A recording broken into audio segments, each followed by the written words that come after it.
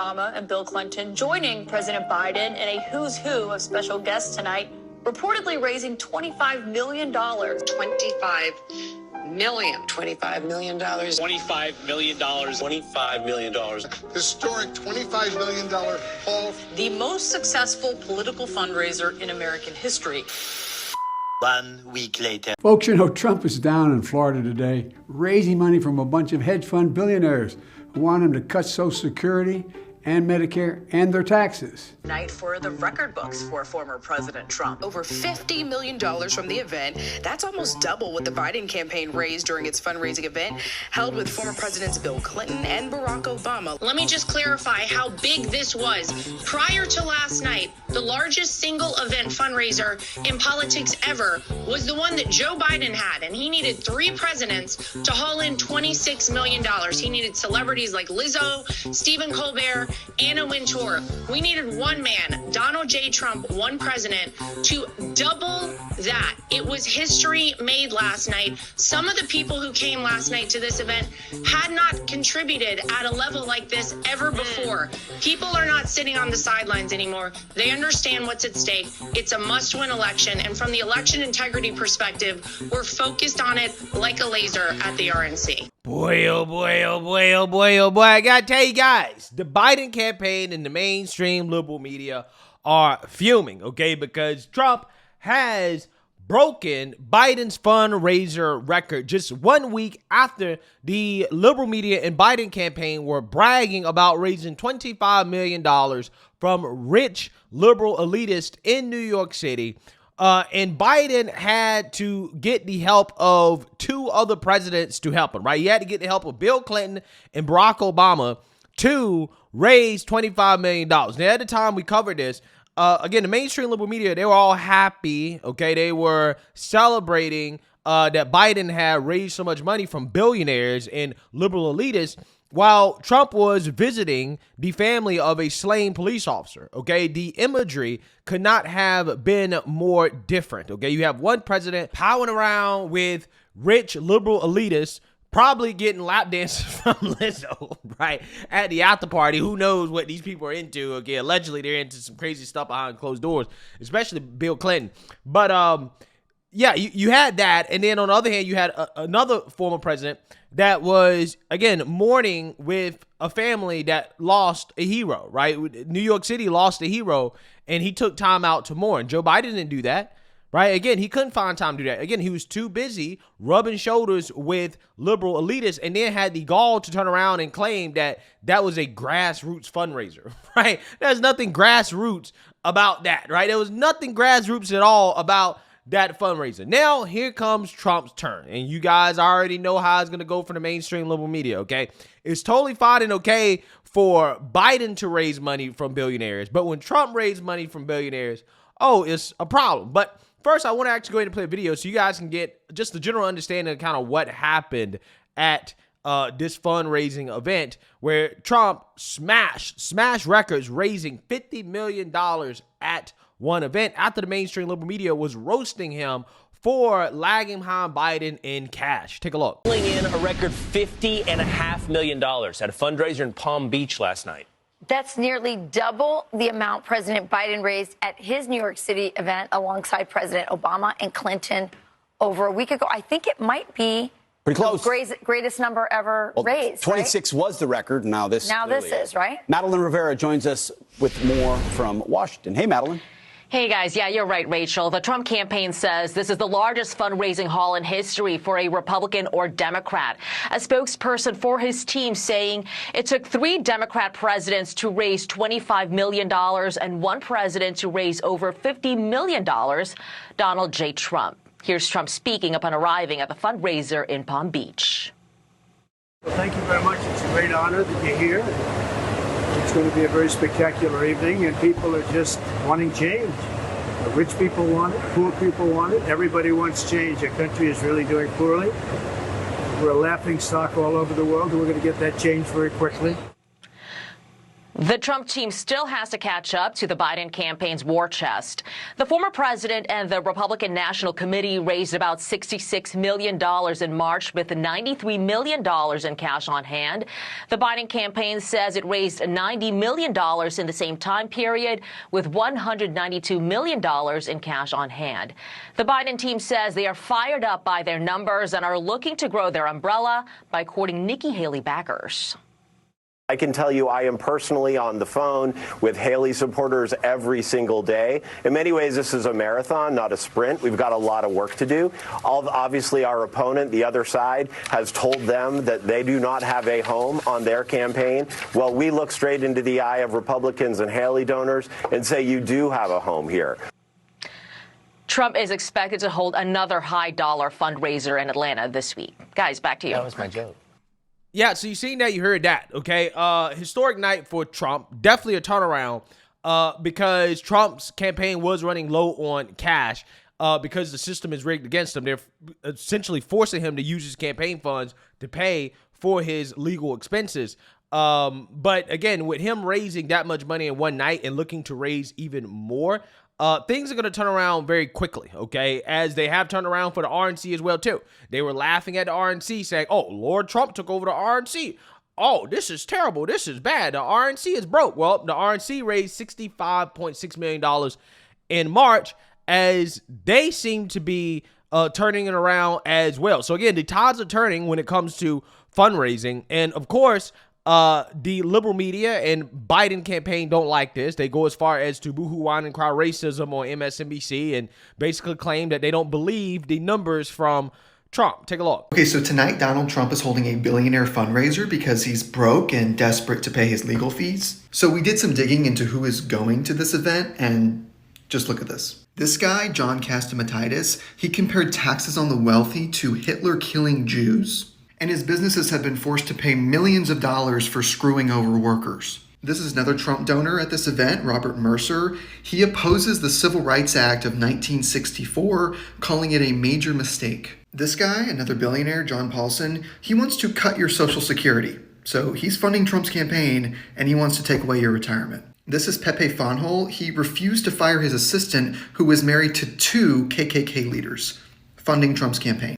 This person, Jamie McCourt, she pocketed over $10 million in stock shares before the public was made aware of COVID's severity. All while Trump was downplaying the virus. Remember that? This is Trump donor Jeffrey Yass. He has so far avoided $1 billion in taxes, and he wants to privatize your Social Security. Trump wants to give him a tax break. This is Trump donor Harold Hamm. He is an oil baron. He has said that scientists that are researching climate change are going to cost him a lot of money. Of course, Trump wants to give him everything that he wants at the expense of our planet. This is Wilbur Ross. He made his fortune laying off American workers and using bankruptcy to take away retirees' health benefits. Oh, and by the way, he served in Trump's cabinet. He was our commerce secretary. This is Trump donor Mike Hodges. He has openly bragged about how his donations to Trump helped him fend off regulations so that he could screw over working Americans and get rich. And there's a lot of other scammers, racists, and extremists that I could list. But the point is, Donald Trump is desperate. He is being badly outraised by Joe Biden. So these are his billionaire besties that he's turning to for help.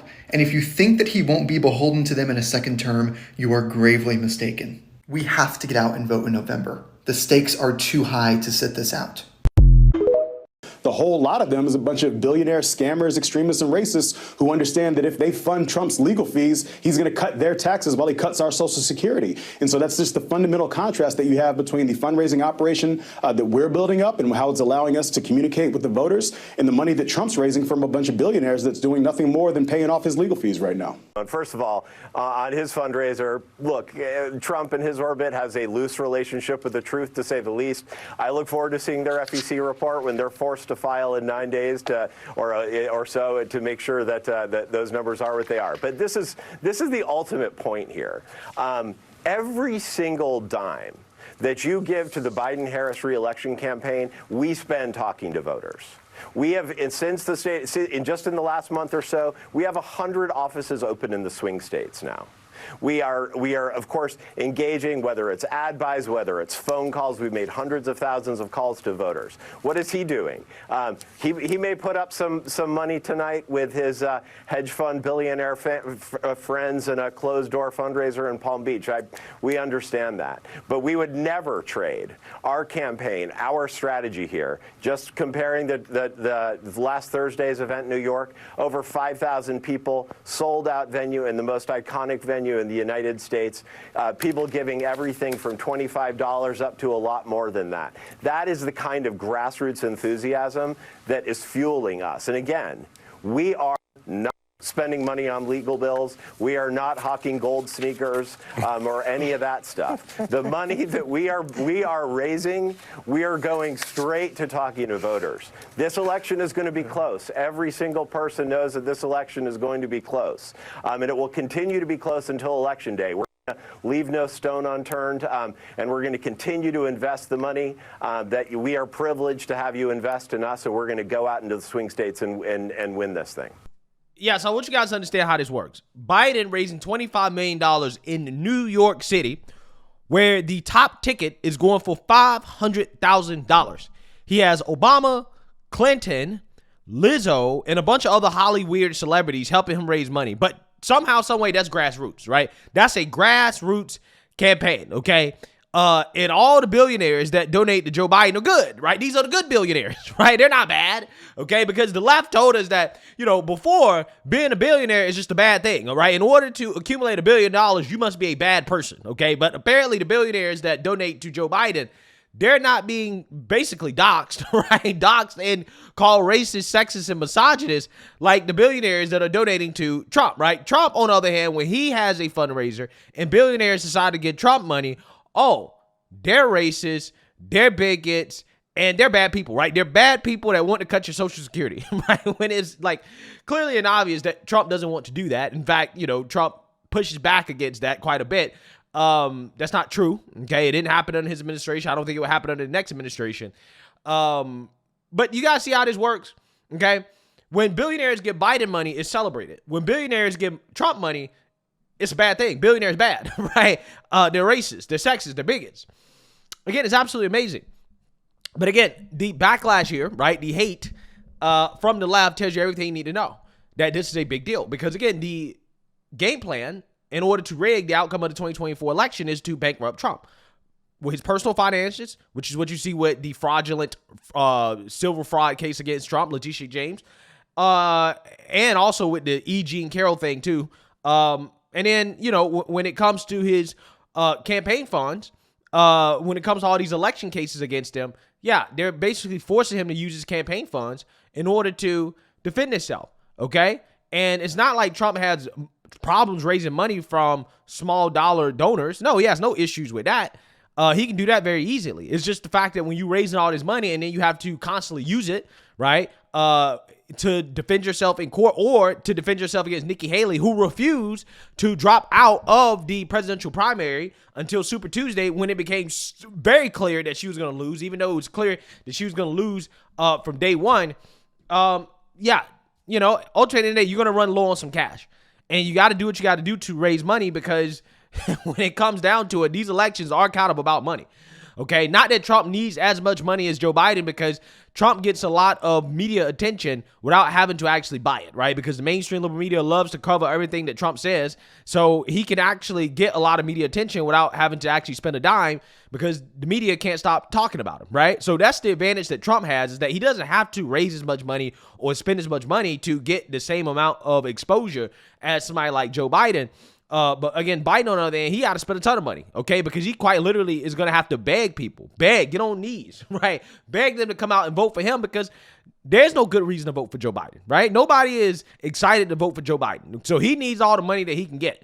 And best believe, Biden's not raising a bunch of money from small donors, okay? Because what small donor that's struggling in Biden's economy is going to send money to him, right? If you're sending money to Biden and this economy, you're basically donating to your own destruction, right? You're donating to your own financial bankruptcy. Wouldn't make any sense. Doesn't make any sense. The only people that are donating to Biden are billionaires and rich liberal millionaires who, quite honestly, aren't hurting that much doing Biden's economy because they benefit from inflation, right? The rich benefit from inflation. And hey, at the end of the day, this is why they're willing to support Joe Biden. Okay? It is what it is. It is what it is. So I don't want to hear all this about, Trump raising money from billionaires bad, but yet these same people were celebrating Biden raising money from billionaires, okay? And if the billionaires that support Trump are bad, then the billionaires that support Biden are bad, right? Again, it's just so funny how that works. Nobody is calling the billionaires that support Biden racist and misogynist and sexist. But again, this is why you have so many people, like, for example, Kevin O'Leary, who, I don't know, he may or may not support Trump. I have no clue. But this is why people like him kind of sit it out, right? And they don't publicly say who they're supporting or who they're writing a check to. Because again, if you write a check to Trump, this is what they do, right? They out you and then they smear you, okay? This is exactly what they do. And it's kind of hilarious, but at the same time, it's sad that this is the way our politics work, okay? So congratulations to Trump. This is a big, big, big deal. I believe that his campaign is going to turn it around when it comes to fundraising for certain. The RNC is turning it around. And yeah, this race is really, really, really kicking into high gear now. So, hey, let me know what you guys think. Make sure you like, comment, and subscribe. Most importantly, share a Black conservative perspective. Peace.